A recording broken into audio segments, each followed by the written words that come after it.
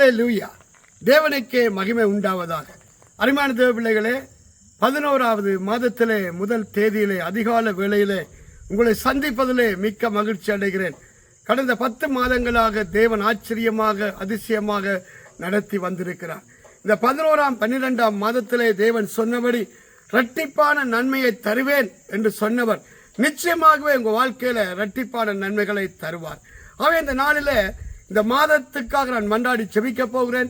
தேவ சமூகத்திலே கண்களை மூடி ஒப்புக் கொடுங்க. அப்பா மகிமையான காரியத்தை செய்வார். தகப்பனே, தேவ வார்த்தைக்கு முன்பாக உம்முடைய சமூகத்தில் இந்த மாதத்தை ஒப்புக் கொடுக்கிறோம் ஐயா. இந்த மாதத்திலும் ஆண்டவரே நன்மையும் கிருபையும் பிள்ளைகளுடைய வாழ்க்கையில ஆண்டவரே வெளிப்படத்தக்கதாய், பரலோக ஆசீர்வாதங்கள் மேன்மைகள் வெளிப்படத்தக்கதாய் அனுக்கிரகம் செய்வீராக. ஆண்டவரே, நிந்தை கற்கள் புரட்டப்படட்டும், பிள்ளைகளுடைய ஏக்கங்கள் நிறைவேறட்டும். ஆண்டவரே, கர்த்தரை தேடுகிறவர்களுக்கு ஒரு நன்மையும் குறைபடான்னு சொன்னீங்க. இந்த கால வேளையில் நம்முடைய சமூகத்தில் வந்து காத்திருக்கிற ஒவ்வொரு பிள்ளைகளுக்காய் மன்றாடுகிறேன். மேன்மைகள் உண்டாகட்டும் ஐயா. இதயத்தின் ஏக்கங்கள் நிறைவேறட்டும். மேலான மேன்மைகள் வெளிப்பட அனுக்கிரகம் செய்வீராக. ஆமேன். அருமையான தேவ பிள்ளைகளே, இந்த மாதத்தினுடைய வாக்கு தத்தத்தை நான் உங்களுக்காக வாசிக்கிறேன்.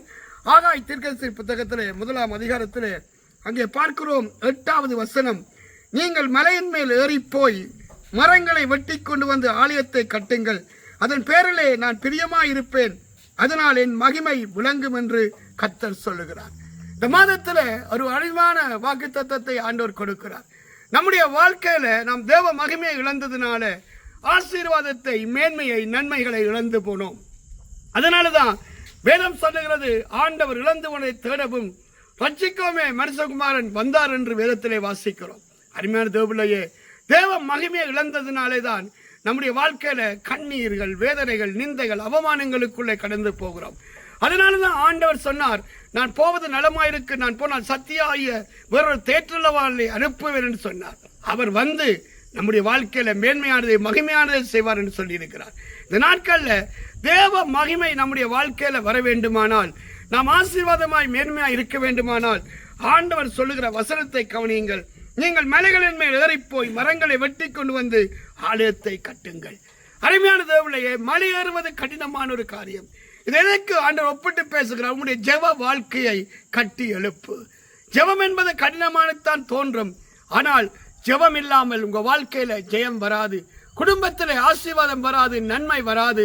ஜெபிக்காத மனிதனுடைய வாழ்க்கையில மனம் திரும்புதல் உண்டாகாது. ஜெபிக்காத மனிதனுடைய வாழ்க்கையில அவன் தாழ்மையாக, கீழ்ப்படிவாக இருக்க முடியாது. அதனால்தான் மாமிசத்தோடும் ரத்தத்தோடும் அல்ல, துரைத்தனங்களோடும் அதிகாரங்களோடும் பிரபஞ்சத்தின் பொருளாதார ஆவிகளின் சேனைகளோடும் நமக்கு போராட்டம் உண்டு என்று வேதம் சொல்லுகிறது. அப்படியானால் நாம் ஜெபம் பண்ண வேண்டுமானால் எப்படிப்பட்ட ஜெபம்? மாமிசத்துக்குரிய ஜெபமா? இல்லை, ஆவிக்குரிய ஜெபம். நாம் பரிசுத்தாவில் நிறைந்து ஆவிக்குள்ளாய் ஜெபிக்கிற போது ஆண்டவர் மகிமையான காரியங்களை செய்கிறார். ஆவியிலே நிறைந்து ஜெபிக்கிற போது அவன் பிதாவோடு அவன் தொடர்பு கொள்ளுகிறான். பிதா பரவத்தில் இருக்கிற அறியாத காரியங்களை நமக்கு வெளிப்படுத்துகிறார். ஜெபம் என்பது ஏதோ நாம் கூச்சல் போட்டு அமர்ந்திருக்கிறது அல்ல, பிதாவினுடைய இதயத்தின் ஏக்கத்தை அறிவதும் அவருடைய சித்தத்தை செய்வதுமா இருக்கிறது. அருமையான தேவ பிள்ளைகளே, அதனாலதான் மலைகளில் ஏறிப்போய் என்று சொல்லுகிறார். மலை ஏறாதவர்கள் மரங்களை வெட்ட முடியாது. மரங்கள் என்பது ஆத்துமாக்களை குறிக்கிறது. இந்த நாட்களில் தேவ சித்தம் செய்யாமல், தேவனுடைய நாமத்துக்கு மகிமையாய் வாழாமல் நம்முடைய வாழ்க்கையில எந்த மேன்மையும் வராது. அதனால இந்த மாதத்தில் அப்பா சொல்லுகிறார், நீங்கள் மலைகளின் மேல் ஏறி போய் மரங்களை வெட்டி கொண்டு வந்து ஆலயத்தை கட்டுங்கள், அதன் பேரிலே நான் பிரியமாயிருப்பேன். அருமையான தேவனையே, தேவனாகிய கர்த்தர் நம்மிலே பிரியம் வைக்க வேண்டுமானால் ஆலயத்தை குறித்த ஒரு பாரம் இருக்க வேண்டும். ஆத்துமாக்களை குறித்த ஒரு பாரம் இருக்க வேண்டும். ஜெப வாழ்க்கை தேவனுக்கு முன்பாக அது பிரியமாய் இருக்க வேண்டும். நாம் அப்படி செய்கிற போது என்ன நடக்கிறது? ஆத்துமாக்களை ஆதாயப்படுத்தி சபையை கொண்டு வந்து சபையை கட்டுகிற போது அப்பா சொல்லுகிறார், வசனத்தை கவனியுங்கள், அதனால் என் மகிமை விளங்கும் என்று கர்த்தர் சொல்லுகிறார். தேவ மகிமை நம்முடைய வாழ்க்கையில, குடும்பத்தில் வெளிப்பட வேண்டுமானால் நாம் ஜெபிக்கிறவர்களாய், ஆத்ம ஆதாயம் செய்கிறவர்களாய் இருக்க வேண்டும். தேவனுக்கென்று ஊழியம் செய்கிறவர்களாய், கனி கொடுக்கிறவர்களாய் இருக்க வேண்டும். அருமையான தேவனையே, 10 மாதங்களை கடந்து 11வது மாதத்தில் நிற்கிற உங்களை பார்த்து கர்த்தர் சொல்லுகிறார், இந்த வருடம் முழுவதும் நீங்கள் எத்தனை ஆத்துமாக்களை ஆதாயப்படுத்தினீர்கள்? எத்தனை பேருக்கு சுவிசேஷம் சொன்னீர்கள்? எத்தனை பேருக்காக உண்மையாக தேவ சமூகத்திலே அழுது ஜெபித்தீர்கள்?